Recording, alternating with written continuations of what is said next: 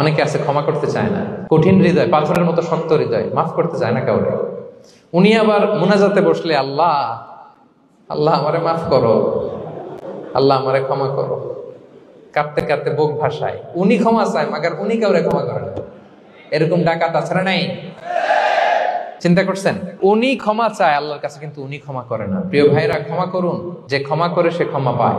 আচ্ছা, একটু চোখটা বন্ধ করে, চোখ বন্ধ করলাম আমি, জানা অজানা পাপের পাহাড়ের দিকে তাকালাম। এবার একটু চিন্তা করেন যে কি পরিমাণে ক্ষমা আল্লাহর পক্ষ থেকে আমার জন্য প্রয়োজন।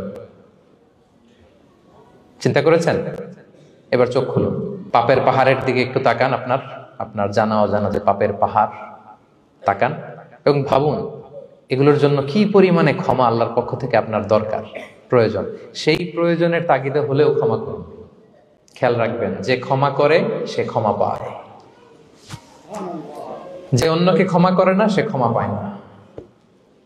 তাহলে আল্লাহর কাছে ক্ষমা চাওয়ার আগে আপনি আপনার পাশের লোকদেরকে ক্ষমা করবেন। পারা যাবে তো ইনশাআল্লাহ? ক্ষমা এটা সবাই করতে পারে না, এটা অনেক বড় মহৎ গুণ। যার হৃদয় বড়